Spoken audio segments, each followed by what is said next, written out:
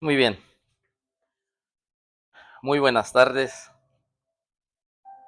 2 de la tarde con 8 minutos desde la ciudad de Stockton, California, la Unión Americana. Aquí en el estado de California, en este día domingo 8 de febrero del año 2026. Aquí seguimos y no nos vamos porque estamos haciendo hasta ahora la voluntad de nuestro gran Dios y Salvador Jesucristo. Sí, así que es una bendición abrir su palabra y ocuparnos en las cosas espirituales del reino de Dios. El reino espiritual en la cual Él nos ha llamado para predicar su evangelio, las buenas noticias de salvación, la salvación del alma, la salvación de esa parte espiritual en la cual el hombre, todos como pecadores, conscientes de lo bueno y de lo malo, hay una paga por el pecado. En realidad, lo que el Espíritu Santo en estos tiempos está haciendo es continuar el ministerio de nuestro Señor Jesucristo, que inició, y así convencer el hombre interior de su pecado, de justicia, lo que Cristo hizo en la cruz, y de juicio también, por si el hombre voluntariamente desprecia el sacrificio hermoso y perfecto de nuestro Señor Jesucristo. Así que damos inicio en esta tarde diciendo, Señor, muchas gracias. Te damos las gracias, Señor, por esta bendición tan grande que tú nos das. La bendición de tu Santo Espíritu. Y nos acercamos a ti, Señor, con mucha reverencia, con mucho respeto, reconociendo, Señor, primeramente que tú eres santo, sin pecado. Y, Señor, reconocemos que tú eres el soberano y creador de todas las cosas. Y que también, Señor, eres dueño de la iglesia. Y nos has hecho templo del Espíritu Santo, Señor. Así que queremos glorificar con vuestros cuerpos y en vuestro espíritu, como dice tu palabra, Señor, porque ya no son nuestros, es suyo, Señor. Lo compraste con precio de sangre, Señor. Ahora que pedimos, Señor, que nos purifiques, que nos limpies, que nos laves, Señor, confesamos nuestros pecados y tu palabra dice que tú eres fiel y justo para perdonar nuestros pecados y limpiarnos de toda maldad. Ayúdanos, danos sabiduría, Señor. Que sea tu Espíritu Santo quien primeramente a mí, Señor, me dé ese alimento que tanto necesito. Y la única forma de obtenerlo, Señor, es practicando lo que a ti te agrada. Y gracias una vez más, pero sí suplicamos, Señor, por un alma perdida. Señor, no queremos multitud, pero sí queremos que alguien alcance, Señor, salvación, y que uses este medio por la cual la estamos usando, Señor, y tu Santo Espíritu haga su obra en el norte, en el sur, en el este y en el oeste, en el mundo entero, Señor. Uno en tu misericordia, suplicamos por su salvación. Esa bendición, Señor, que tú nos des, que quizás aquí no podamos ver nada, pero el día que estemos en tu presencia, Señor, allí todo estará descubierto. No estamos para agradar a los hombres, sino tu voluntad, Señor, que alguien sea salvo.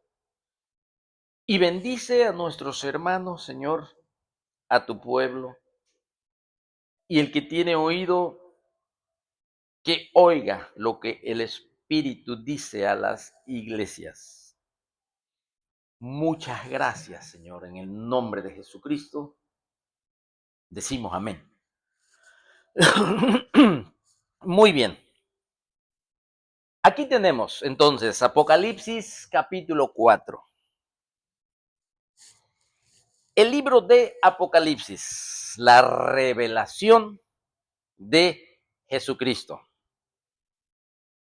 Inspiración del Espíritu Santo sobre el evangelista, discípulo amado, hijo de Zebedeo, Juan. Él fue inspirado y cuando él escribió en los pergaminos, ya viene a ser revelación. Vuelvo a repetir,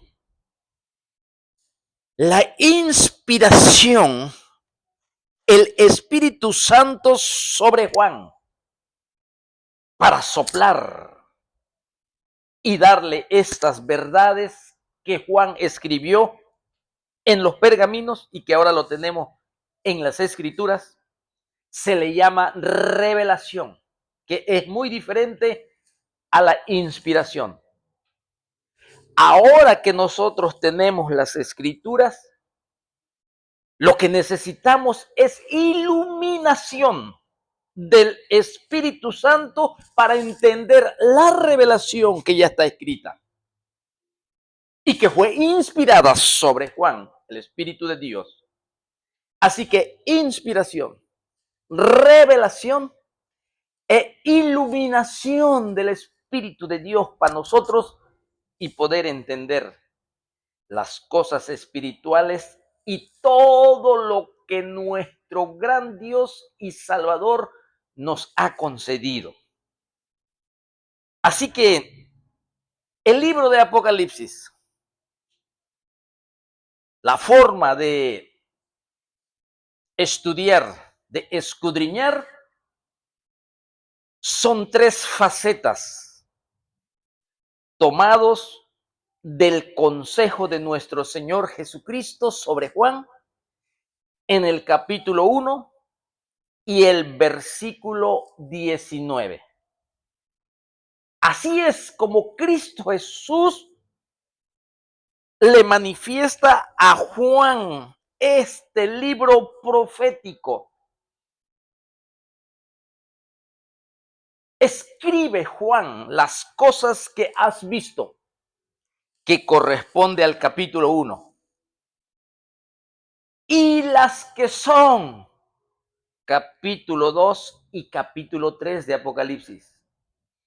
Y las que han de ser después de estas, después del capítulo 2 y capítulo 3, que corresponde al periodo de la iglesia y que ahora es futuro, las cosas que han de ser después de estas, esa es la tercera faceta. Y esto comienza a partir del capítulo 4, la tercera faceta, capítulo 5.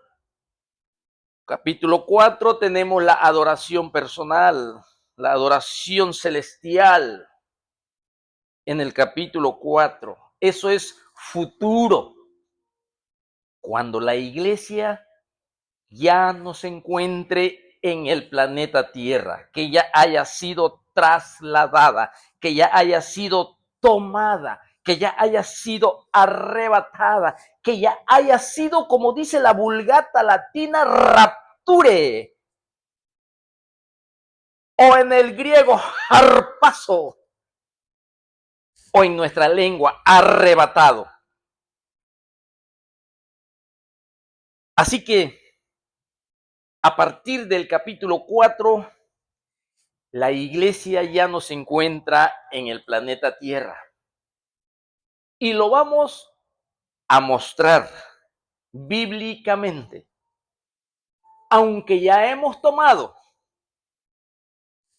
Primera a los Tesalonicenses capítulo 4 y mismo Primera a los Tesalonicenses capítulo 5, de que la iglesia no pasa la gran tribulación. Y también tenemos, sí, evidencias bíblicas del carácter de nuestro Dios.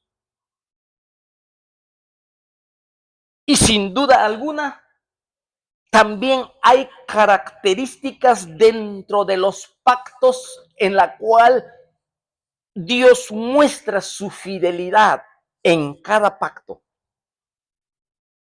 Por eso, las escrituras, mis hermanos, siempre tenemos que estudiar y tenemos que exponer de una forma panorámica. ¿Qué quiere decir esto? Que las escrituras, mis hermanos, cuando nosotros hablamos del arrebatamiento de la iglesia, tenemos que tomar en cuenta toda la Biblia, que aunque no nos habla del arrebatamiento, toda la Biblia, pero hay principios bíblicos básicos que apoyan esta verdad. Por ejemplo, es importante, por eso, hermanos, es importante tener un panorama histórico de todo el Nuevo Testamento. Un panorama histórico del Nuevo Testamento. Ejemplo, cuando el Señor se disponía a destruir a Sodoma y a Gomorra, Abraham le dice al Señor que acaso el juez de toda la tierra castigará juntamente al impío y al justo. Está Abraham apelando a uno de los atributos del Señor. ¿Es justo que castigues al impío junto con el creyente? ¿Que castigues o que mandes tu ira sobre aquel que ya ha sido justificado, a aquel que ya ha sido santificado, a aquel que ya ha sido redimido, a aquel que ya ha sido comprado con precio de sangre? ¿Acaso es justo que sea entregado la iglesia a ese tiempo de la gran tribulación, donde gobernará y estará el último gobernante o el último imperio gentil, el imperio de Satanás o del anticristo, mejor dicho, el anticristo, el líder mundial.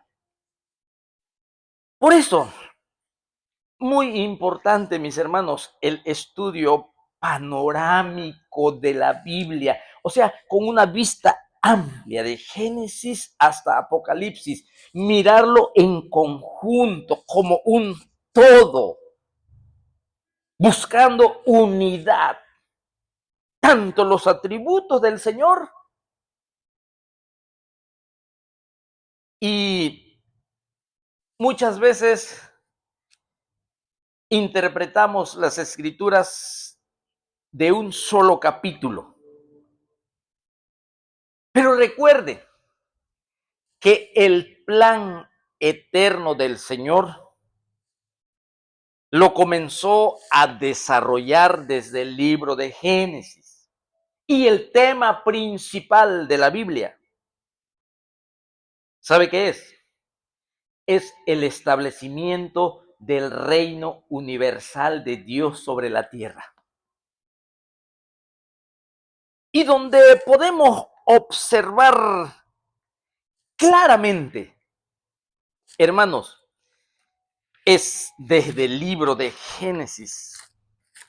En el capítulo 49 te voy a leer, y lo he leído muchas veces, la bendición del padre Jacob sobre sus hijos. Y da una profecía sobre Judá. Y dice así, cachorro de león Judá. De allí comienza el león de la tribu de Judá, que en Apocalipsis 5 vemos ese título mesiánico de Jesucristo como el león de la tribu de Judá. Y aquí es donde comienza a insertarse esta verdad. Y dice, cachorro de león Judá, de la presa subiste, hijo mío, se encorvó, se echó como león, así como león viejo. ¿Quién lo despertará? Mira cómo dice el versículo 10.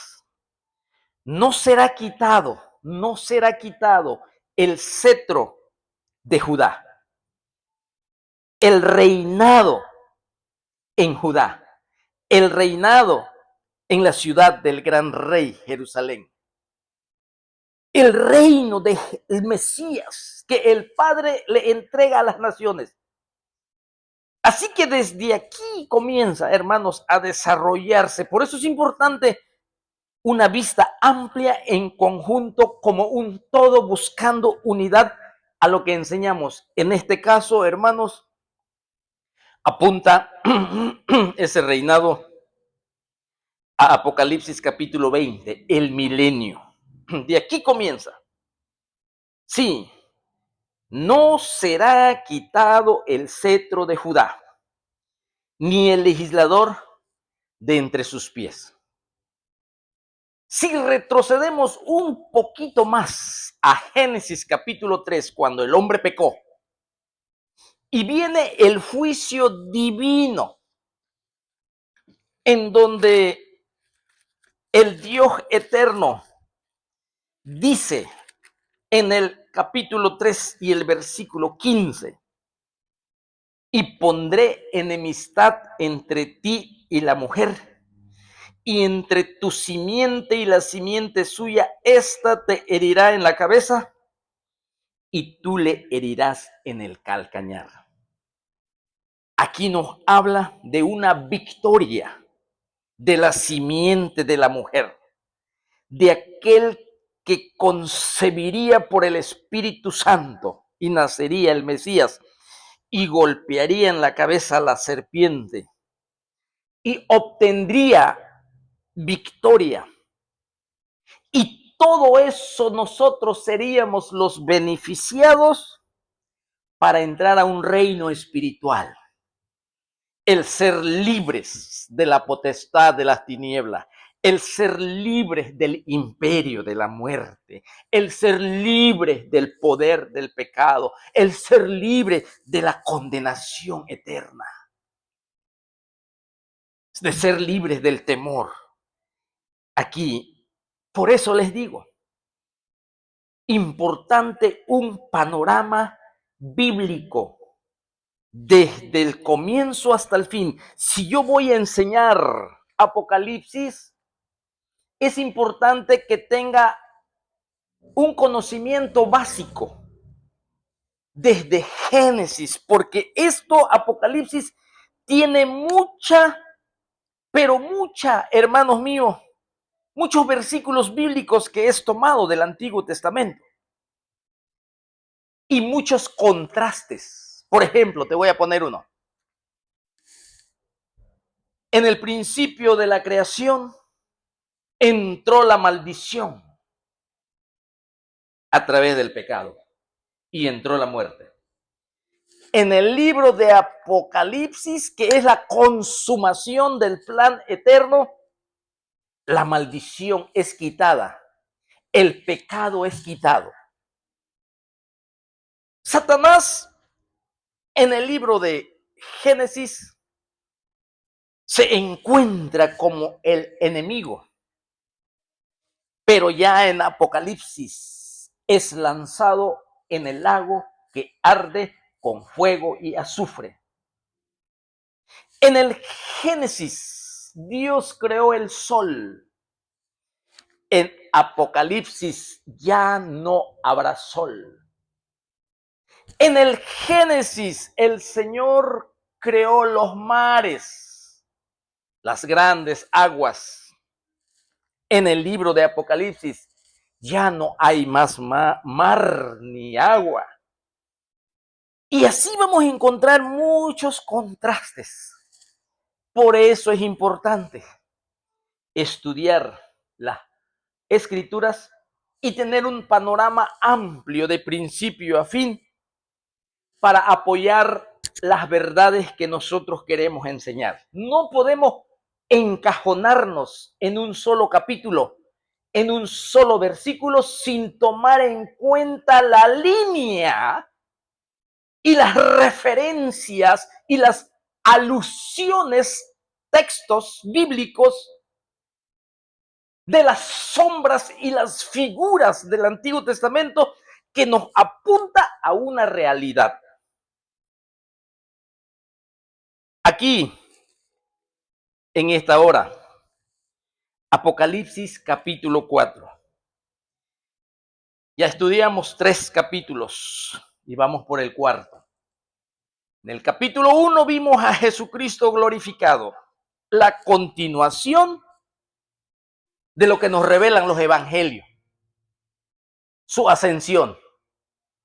Pero ya en Apocalipsis, en el capítulo 1, nos revela la continuidad de lo que nuestro Señor Jesucristo en este momento y desde el tiempo que Él ascendió, ¿qué es lo que Él, qué ministerio está ejerciendo?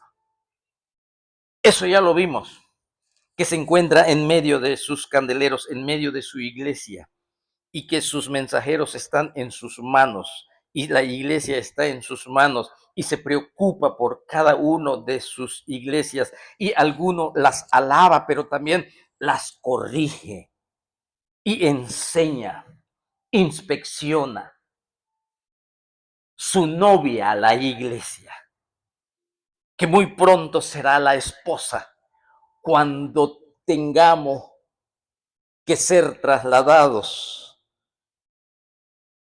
en gloria y estemos cara a cara con nuestro Redentor, con nuestro Salvador, y nos lleve a ese lugar donde no entra pecado, a ese lugar que nos traslade donde no hay inmundicia, donde no hay enfermedad, donde no hay diablo ni demonios. Gracias a la obra realizada en la cruz del Calvario, que quitó nuestro pecado, que nos sacó de la muerte, de la oscuridad, de las tinieblas, que nos dio el nuevo nacimiento, que nos puso de su espíritu, que nos ha dado su palabra y nos ha vestido de armas espirituales que son poderosas en Dios para tener victoria sobre el mundo, para tener victoria sobre el pecado, para tener victoria sobre el temor, para poder tener victoria sobre la muerte, para seguir este peregrinar en este mundo rumbo a ese lugar que Él nos va a llevar en el arrebatamiento de la iglesia. Aquí voy a comenzar a leer Apocalipsis capítulo 4. Hay mucho de qué hablar, hermanos, pero me voy a atrasar en Apocalipsis capítulo 4. Dice la palabra de Dios. Y quiero llamarte tu atención en este versículo. Dice así: después de esto, miré. Primero voy a leer. Después de esto, miré. Y he aquí una puerta abierta en el cielo. Y la primera voz que oí como de trompeta, dice aquí, hablando conmigo, y me dijo, sube acá, y yo te mostraré las, ¿qué? Las cosas que sucederán después de estas. En este versículo vemos dos veces lo que ya había enfatizado el capítulo 1 y el versículo 19. Las cosas que han de ser después de la iglesia. Las cosas que han de ser después del capítulo 2 y el capítulo 3. Ahora estamos en el capítulo 4 y le dice el Señor, sube acá. Recuerde que cuando recibió el capítulo 1 y el capítulo 2 y el capítulo 3, Juan se encontraba en la isla de Patmos y tuvo esa visión y recibió las 7 cartas para Éfeso, Esmirna, Pérgamo, Sardis, Tiatira, Sardis, Filadelfia y la Odisea. Él estaba en la isla de Patmos, pero aquí, en el capítulo 4, él es llevado a una esfera celestial. Él es trasladado a un lugar donde se encuentra la gloria de Dios en todo su esplendor. Por eso dice, después de esto miré, después de esto, después del capítulo 2, del capítulo 3, después del tiempo de la iglesia, después del periodo de la gracia, después de ese tiempo en que el Espíritu Santo por miles y cientos de años estuvo ejerciendo su ministerio de convencer de pecado, de justicia y de juicio, después que la iglesia es llevada al cielo, después de esto, mire, y aquí una puerta abierta en el cielo. Y la primera voz que oí como de trompeta hablando conmigo dijo, sube acá y escuche bien. Y yo te mostraré las cosas que sucederán después de estas. O sea, es futuro. Es futuro. Bien. Entonces, aquí tenemos el capítulo 4 de Apocalipsis.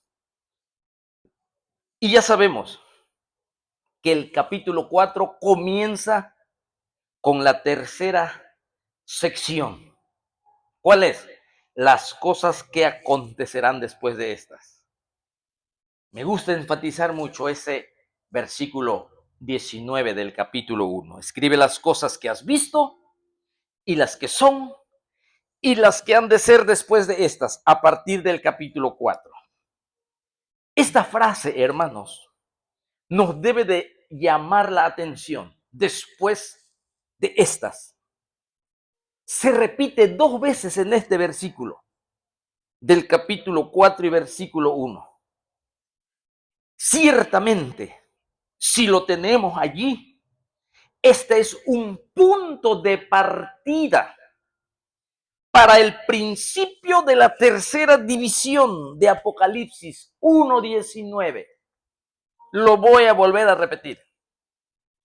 La frase después de estas, porque dice, después de esto miré y aquí una puerta abierta en el cielo y la primera voz que oí como de trompeta hablando conmigo dijo, sube acá, yo te mostraré las cosas que sucederán después de estas. Esta palabra, después de estas, esta frase, después de estas, se repite 2 veces en el capítulo 4 y versículo 1.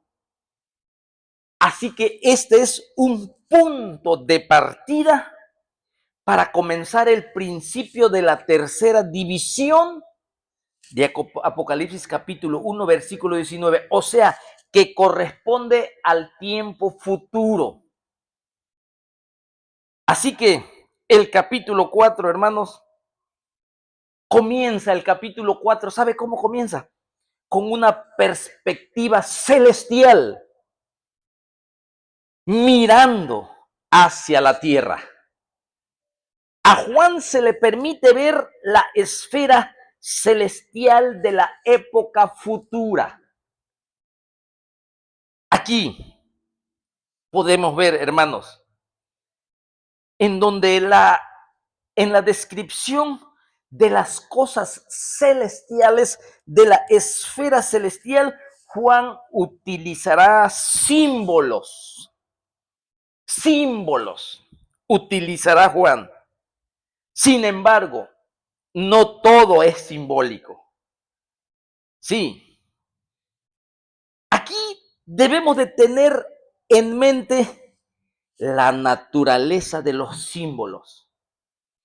El símbolo, hermanos, siempre es menos que la realidad. La realidad del cielo es aún más grande que la descripción que tenemos de ello. Te lo voy a volver a repetir. Voy a ir lento. La descripción de las cosas celestiales, lo que Juan va a ver en el cielo, en la esfera celestial, sí, va a usar muchos símbolos, pero tenemos que entender que los símbolos siempre van a ser menor que la realidad. ¿Y sabes por qué? Porque la realidad del cielo es aún más grande que la descripción de los símbolos que Juan nos va a dar. Y te voy a poner un ejemplo nada más. Cuando el apóstol Pablo fue llevado y fue arrebatado al tercer cielo, al paraíso, a ese lugar en donde dijo el apóstol que todo lo que él oyó, que todo lo que él miró, que todo lo que él vio y miró y estuvo allí, dice, es imposible que yo lo pueda expresar, que yo les pueda mostrar, porque es aún usando símbolos, es mucho mayor la realidad que hay en gloria. Por eso te digo que los símbolos son menor que la realidad del cielo, porque Pablo mismo lo dice, que es imposible de expresar. Así que todo pensamiento que yo te doy, te lo voy a ir acompañando de la palabra de Dios. Sí. Entonces, hermanos, la Biblia nos habla bastante sobre lo que Juan vio desde el capítulo 4 hasta el capítulo 22 de Apocalipsis. Así que Apocalipsis tiene 3 facetas: las cosas pasadas, la presente y la futura.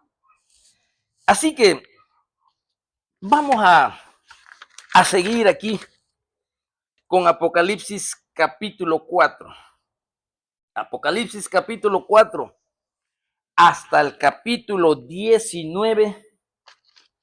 Tenemos una sección, hermanos, que principalmente tiene que ver con el juicio de Dios sobre el mundo. Escuche otra vez.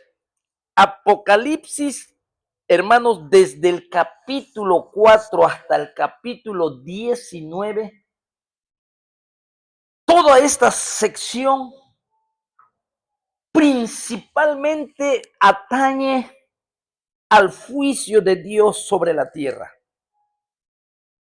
Y ese es el grueso del libro de Apocalipsis. Un solo capítulo que nos habla de Cristo glorificado. 2 capítulos solamente las cosas presentes del periodo de la iglesia. Pero del capítulo 4 al capítulo 19, en donde la ira de Dios será derramada sobre el mundo entero. Ese es el grueso de Apocalipsis, porque en el capítulo 20 de Apocalipsis, un solo capítulo nos habla del milenio. Capítulo 21 y 22, cielo nuevo y tierra nueva. Ahí viene el juicio del gran trono blanco, ahí viene la nueva Jerusalén que desciende del cielo, pero allí muy poco nos da información sobre eso, pero la parte gruesa del Apocalipsis tiene que ver con el juicio de Dios y su ira sobre un mundo que nunca le dio gloria a su Creador. Y esto nos tiene que llamar la atención. Te voy a poner otro ejemplo. Cuando tú lees Génesis, hermano mío, del capítulo 1 de Génesis al capítulo 11, fíjese, ¿sí? Tenemos el principio de la creación, el principio de la entrada del pecado, el principio del origen de las cosas. Pero todo lo que es el grueso de Génesis, a partir del capítulo 37, escuche bien, hasta el capítulo 50, del 37 al 50, es el grueso de Génesis. Y nos preguntamos, ¿por qué? Y nada más allí nos relata y nos narra la vida de José. Desde el 37 al 50. Y ese es el grueso de Génesis. ¿Qué es lo que Dios nos quiere llamar la atención con esto? Con José vemos mucha similitud con nuestro Señor Jesucristo. Pero aquí en Apocalipsis, a partir del capítulo 4 al 19, que es el grueso de Apocalipsis, ¿por qué tantos capítulos en donde se muestra el juicio de Dios sobre la tierra, sobre los hombres que no le dieron gloria a su Creador? Porque tiene que ver este grueso del Apocalipsis con partes importantes y esenciales. Y vuelvo a repetir, cuando leemos, hermanos míos, la Biblia en forma panorámica, nosotros vemos que tiene que ver con el fin, el final de los tiempos, al establecimiento del reino de nuestro Señor Jesucristo, que va a dar fin con el gobierno gentil, que va a dar fin, mis hermanos míos, y va a purificar a un remanente de Israel. Va a tener un trato directo con las naciones y con el remanente de Israel. Así que es muy importante, hermanos míos, visualizar las escrituras de forma panorámica. Así que comenzamos entonces. Apocalipsis 4, hermanos míos, nos introduce al lugar de donde va a salir el juicio de Dios. nos va a introducir el capítulo 4 y el capítulo 5, en donde el trono de Dios se convierte en un trono de juicio. Hoy estamos y lo conocemos como el trono de la gracia, el trono de las bendiciones, donde los gobiernos gentiles, donde el pueblo de Dios, llamado la iglesia, se encuentra todavía sobre la tierra. Y por causa de la iglesia, no cae la ira de Dios sobre el mundo entero. Por causa de la iglesia es detenido el juicio de Dios sobre los hombres impíos que rechazan la palabra de Dios, que persiguen a la iglesia, que adoran a los demonios encubiertamente, los hombres que se han elevado en soberbia y en orgullo, y que quieren ser más que Dios, creador de los cielos y de la tierra, y que pisotean la palabra del Señor, que buscan contradicción en la palabra de Dios, que niegan a Jesucristo como el Hijo de Dios, como el Salvador del mundo, como el que resucitó de los muertos, como el Dios que es el mismo de ayer, hoy y por los siglos. El hombre rechaza todas las cosas que en su misericordia y su gracia el Señor ofrece. Hoy en día la mano del Señor está extendida en este tiempo de la iglesia. Pero a partir del capítulo 4, ese trono de la gracia se va a convertir en un trono de juicio, en un trono de ira, en un trono de retribución. Pero no sobre la iglesia, porque la iglesia ya fue comprado, la iglesia es beneficiada en el nuevo pacto que en su fidelidad el Señor, hermanos míos, su novia, su preciosa novia, la novia que está vestida con la justicia de nuestro Señor Jesucristo, y que Jesucristo quitó la ira del Padre sobre nosotros. Es contradictorio, como dijo Abraham, que el juez de toda la tierra castigará al impío y al justo. Te lo voy a leer desde el Antiguo Testamento, el capítulo 18, hermanos míos, de Génesis. Mira, cuando el Señor va a destruir a Sodoma y a Gomorra, que se le dio la oportunidad de arrepentimiento, que hubo testimonio de Abraham como el amigo de Dios y manifestó el carácter divino, y también les predicó del Dios eterno. ¿Sabe dónde les predicó Abraham a los de Sodoma? Precisamente a los reyes, cuando Abraham regresó de la guerra, cuando liberó a Lot, y tuvieron un intercambio de palabras entre Abraham y los reyes de Sodoma. Y Lot les habló de su Dios, de su escudo, del Todopoderoso, del Creador del universo. Abraham les predicó. Mírelo usted en las Escrituras, lea la palabra del Señor.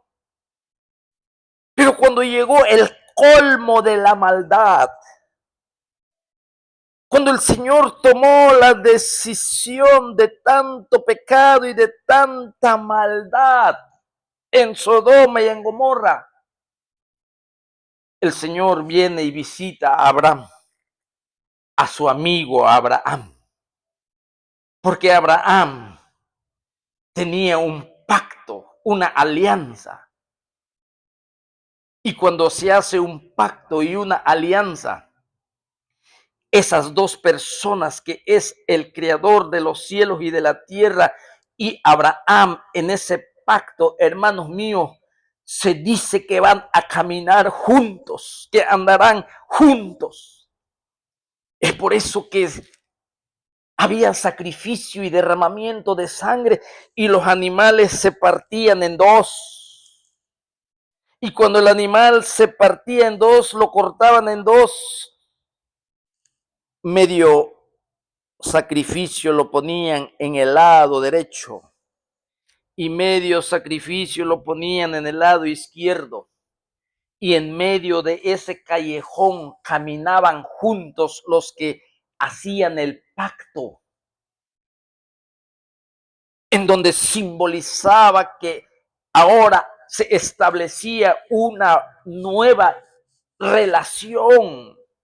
Y el que hacía el pacto, en este caso, en el pacto abrámico, era un pacto unilateral donde el Señor, sin condición, se comprometía a cumplir, en formar una nación en Abraham, en dar bendición, en que serían benditas las familias de toda la tierra. Una tierra por heredad, unilateral. Y el Señor siempre fue fiel a sus pactos. Por eso, en el nuevo pacto, hermano mío, el Señor es fiel. Aquí Abraham dice, y se acercó a Abraham y dijo, destruirás también, mira lo que le pregunta Abraham al Señor cuando venía el juicio a Sodoma. Y se acercó a Abraham y dijo, destruirás también al justo con el impío. Fíjese la pregunta, destruirás al justo, al que es de fe, al que le has quitado culpa, al que le has declarado sin culpa por medio de la fe y es amigo tuyo. También lo vas a castigar con el impío, con el desobediente, con el que no quiere nada con tu palabra, con el burlador. Y en el versículo 24 quizás haya 50 justos, dice, dentro de la ciudad destruirás también y no perdonarás al lugar por amor a los 50. Fíjese cómo le dice en el versículo 25 del capítulo 18 de Génesis, lejos de ti el hacer tal que hagas morir al justo con el impío. Lejos esté de ti el hacer tal que hagas morir al justo con el impío. Y que sea el justo tratado como el impío. Mire cómo dice, nunca tal hagas. El juez de toda la tierra no ha de ser lo que es justo, apelando a su atributo, a su justicia. No estoy sacando doctrina para apoyar la doctrina del arrebatamiento pretribulacional, pero sí estoy apelando a la justicia de mi Dios, que lejos esté de él derramar su ira sobre su pueblo que lo ha lavado, que lo ha santificado, que lo ha perdonado y que en la cruz del Calvario tomó sus pecados y clamó diciendo, Dios mío, ¿por qué me has desamparado? Cuando la iglesia, sus pecados fueron puestos sobre el cuerpo de nuestro Señor Jesucristo y la ira del Padre vino sobre el Hijo. ¿Será injusto el Señor en mandar ira sobre la iglesia en el tiempo de la gran tribulación? Por eso es importante, hermanos, mirar las escrituras de una forma panorámica. Aquí estamos entonces viendo que donde sale el juicio de Dios en el capítulo 4 es en el trono de Dios en el cielo, que se convierte en un trono donde sale el juicio.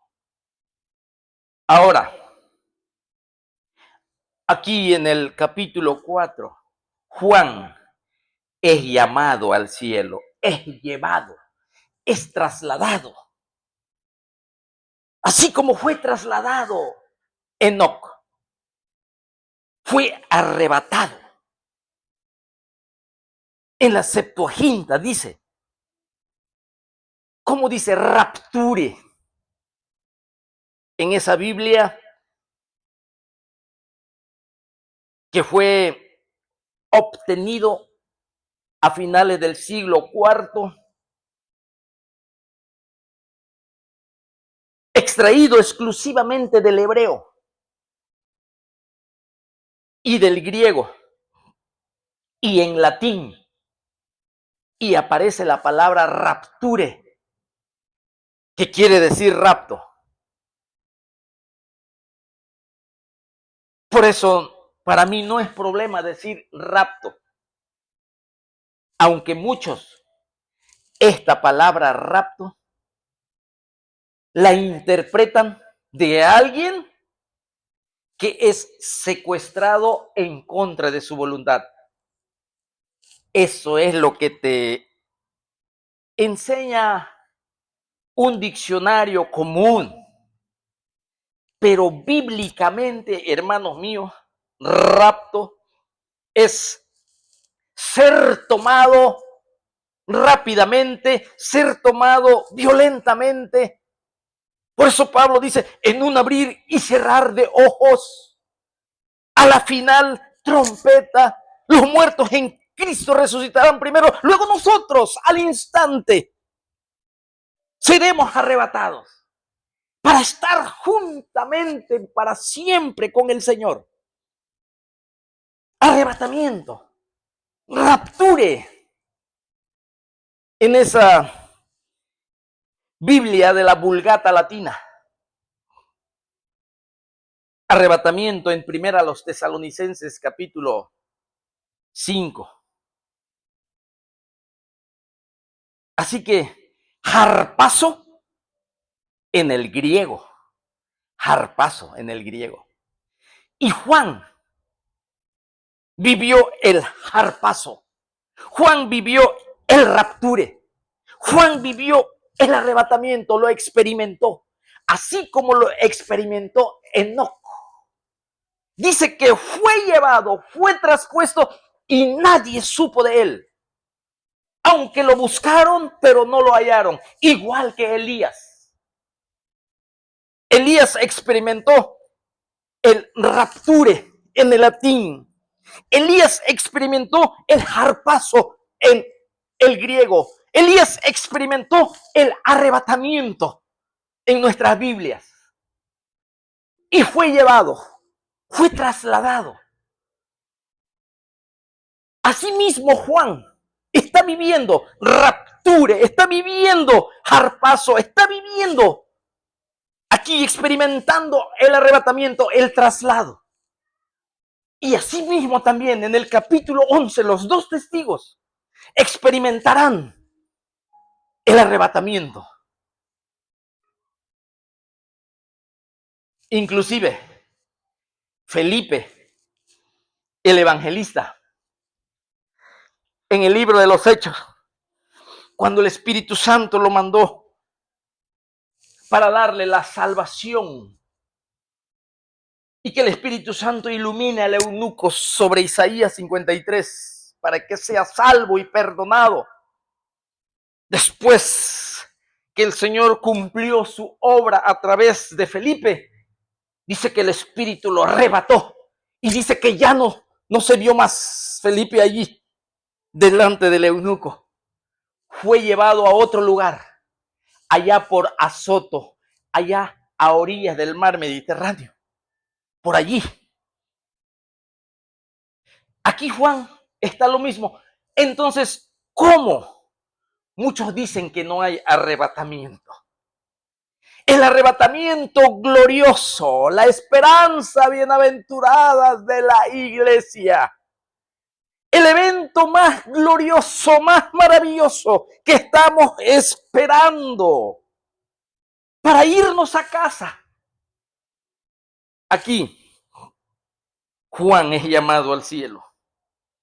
Dice la palabra de Dios en Juan capítulo 4, versículo 1. Después de esto miré y he aquí una puerta abierta en el cielo. Y la primera voz que oí, como de trompeta, hablando conmigo, dijo: sube acá.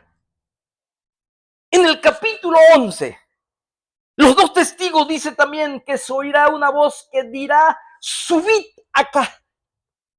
Esa voz poderosa, esa voz del Dios eterno, esa voz del creador del universo, esa voz de aquel que para él no hay nada imposible. Esa voz sube. Esa voz que despertó a Lázaro: ven fuera. Después de 4 días de muerto. Esa voz que tocó el féretro y le dijo: levántate. Así la iglesia también será arrebatada. Aquí dice que esa voz que la oyó como de trompeta hablando conmigo y dijo: sube acá y yo te mostraré las cosas que sucederán después de esto. Aquí te quiero decir algo. Aquí te quiero decir algo. Para el arrebatamiento, hermanos, también es una trompeta de reunión. Una vez más, el panorama bíblico, el mirar en conjunto toda la Biblia, es bien importante. Porque el Antiguo Testamento me enseña que hay trompeta de reunión, que hay trompeta de guerra. Y el Nuevo Testamento me enseña también que hay trompetas de juicio. Juan aquí se va a reunir en el cielo. Y hay trompeta de reunión. Cuando Dios llame a su remanente judío en Mateo 24, hermanos, que no es para la iglesia, porque allí ni siquiera existía la iglesia en Mateo 24, y Cristo Jesús le está hablando solo a judíos. Ahí también hay una trompeta de reunión en Mateo 24, 31. Pero esa trompeta también es de reunión para el remanente de Israel, pero el remanente de Israel serán reunidos uno a uno por los ángeles. Y la iglesia es reunida al mismo tiempo. Todos al mismo tiempo. Dice el apóstol Pablo, por el Espíritu Santo, que con voz de mando, con voz de trompeta, con voz de mando, vamos a leerlo claramente, como dice la palabra de Dios. Y yo solo quiero que aprendamos a entender los tipos de trompetas que hay. Mira cómo dice. Porque el Señor mismo, con voz de mando, con voz de arcángel y con trompeta de Dios, descenderá del cielo. Y los muertos en Cristo resucitarán primero. Luego nosotros, los que vivimos, los que hayamos quedado, seremos arrebatados juntamente con ellos en las nubes para recibir al Señor en el aire. Ahora te voy a leer 1 Corintios capítulo 15, versículo 51 en adelante. Mira cómo dice aquí la palabra del Señor. Dice así: he aquí os digo, el 51, un misterio. No todos dormiremos, pero todos seremos transformados. En un momento, en un abrir y cerrar de ojos, a la final trompeta, la de reunión, no la de Apocalipsis, porque esa es trompeta de juicio, esta es trompeta de reunión. Busque Números capítulo 10 Y ahí vas a encontrar ese principio básico para entender las escrituras, porque Pablo usa mucho las trompetas. En 1 Corintios capítulo 14 también la usa.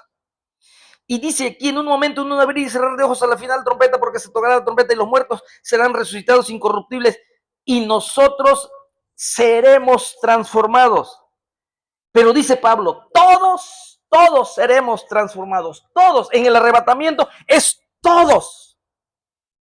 En Mateo 24:31 es uno a uno, pero para llevarlos a Jerusalén en la parucía de Jesucristo en su segunda venida, cuando le recoge a su remanente para llevarlo a Jerusalén.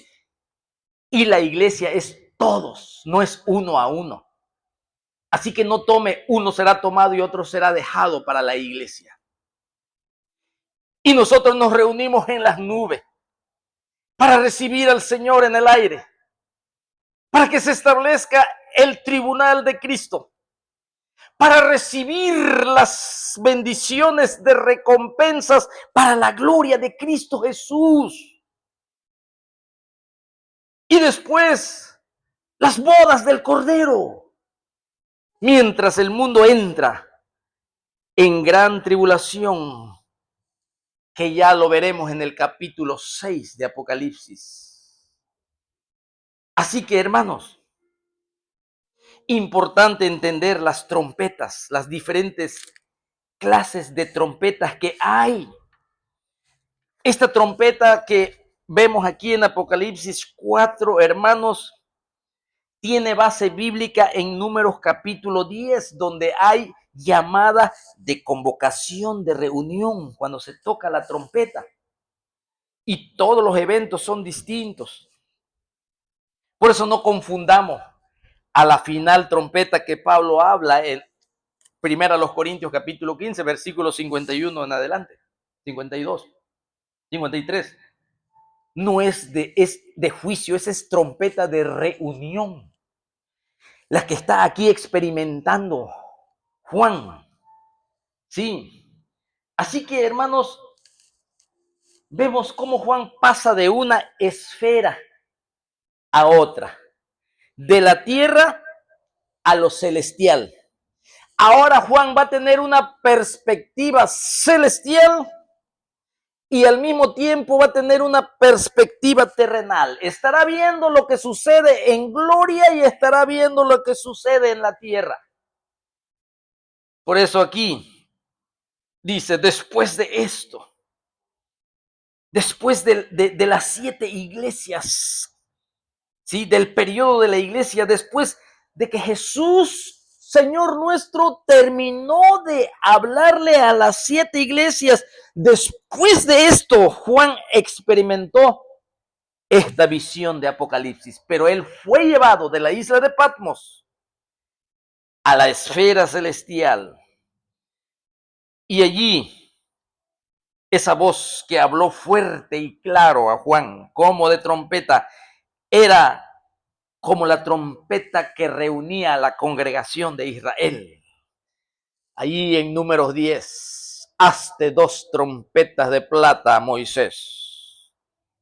Cuando se toque una trompeta, se reunirán los líderes allí a la entrada del tabernáculo. Cuando toquen las 2 trompetas, se reunirá el pueblo. Y cada trompeta llevaba un sonido de mensaje para entenderlo. Cómo se usan las trompetas en el ejército. Así, para poder mover multitud de gente, es importante dar las órdenes por medio de los sonidos de las trompetas. Cuando iba a haber guerra, esa trompeta se tocaba y llevaba un sonido entendible para la guerra. Cuando se tocaba la trompeta, llevaba un sonido que se podía entender para que se reúnan los jefes de las tribus. cuando la trompeta tocaba era para que el pueblo acampara. Y cuando iban a levantar sus tiendas y avanzar, se tocaba la trompeta con un cierto sonido entendible. Pablo entendía muy bien, hermanos, esto de las trompetas. ¿Sabe por qué lo entendía bien? Mire, te voy a enseñar otro versículo. En 1 Corintios 14. Mira cómo dice, solo para que te des cuenta que lo que yo te estoy enseñando tiene base bíblica. Tiene base bíblica. Aquí vemos nosotros el apóstol Pablo, en donde dice en el capítulo 14 y versículo 8, mira cómo dice Pablo, y si la trompeta diera sonido, fíjate Pablo, conocedor del Antiguo Testamento, sabía él que había trompetas de reunión y trompetas para la guerra y la batalla.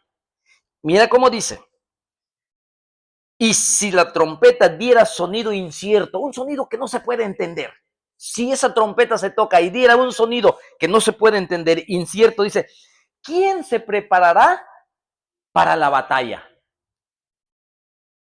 Pablo está usando aquí un ejemplo claro, porque él está en el contexto, está hablando de las lenguas, de que si van a hablar lengua, tiene que haber intérprete para que la entiendan y la iglesia sea edificada. De eso está hablando, pero pone de ejemplo la trompeta. En el capítulo 15 también habla a la final trompeta, pero es una trompeta de reunión, bíblicamente, hermanos. Números 10. Si no quieres entender esto, Dios que te bendiga. Porque hay muchos opositores a esta doctrina preciosa, esta doctrina maravillosa, esta doctrina que nos llena de un gozo inefable.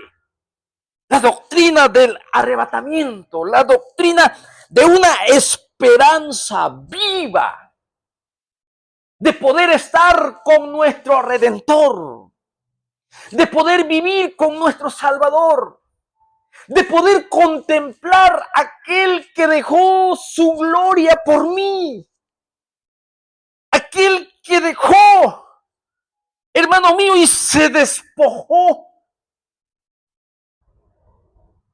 por causa de mi pecado y de mi maldad. Mi esperanza, el que me dio la verdadera felicidad, el que quitó mi pecado, que quitó mi culpa, quitó mi temor. Me hizo ver el reino de Dios, me hizo entrar en el reino de Dios, me dio nuevo nacimiento, me hizo nueva criatura. Estaba muerto en mis delitos y pecados. Era hijo de ira por naturaleza, hijo del infierno. Pero Él vino a este mundo a buscarme para darme salvación, para darme perdón, para tomar mis pecados perversos y malditos y sucios. Él los tomó como mi sustituto, inocente y sin pecado, sin contaminación. Su amor entrañable hacia hombres enemigos, aún siendo enemigos, Él puso su vida por nosotros. Esa es la esperanza de la iglesia en estos tiempos. Es por eso que es muy atacado el arrebatamiento de la iglesia, porque Satanás y sus demonios y toda la marejada del infierno quiere quitar la esperanza viva, la que da gozo, la que nos permite esa esperanza santificarnos y adorar al Señor en la hermosura de la santidad, fortalecernos en su Espíritu Santo y que nuestra mente y nuestro cuerpo y nuestra alma sea totalmente para Él. Pero se han levantado sobre esta doctrina tan importante que le ha quitado el gozo y le ha quitado la paz a la iglesia y le ha quitado el deseo de seguir adelante por esos ataques que sufre la iglesia. Sube acá. Aquí lo vemos en el capítulo 4. Sube acá. Así que esta voz como de trompeta, la voz, algunos interpretan Apocalipsis de forma histórica y dicen que todo ya se cumplió en la historia. Respetamos la posición de los preteristas. Preteristas, pasado, todo es historia.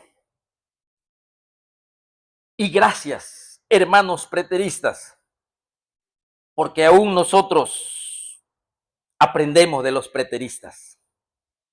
Y sabemos que algunas cosas sí pertenecen al pasado, como lo dicen los historicistas también.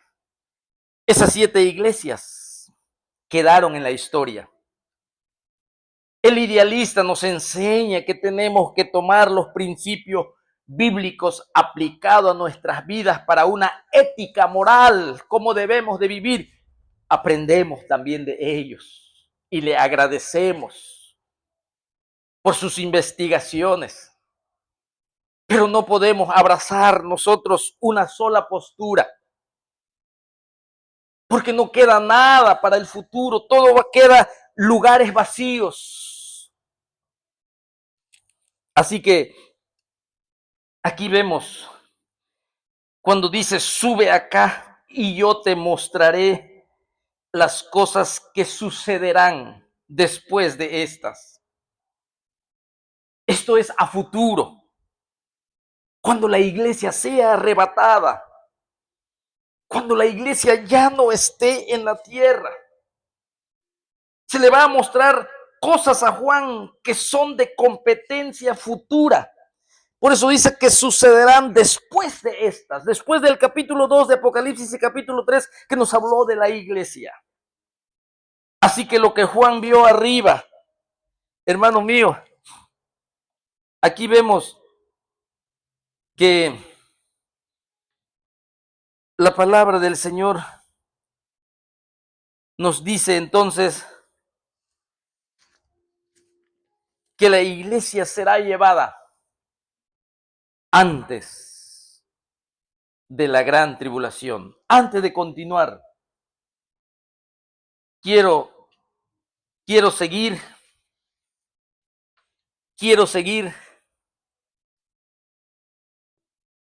¿Cuándo será el arrebatamiento?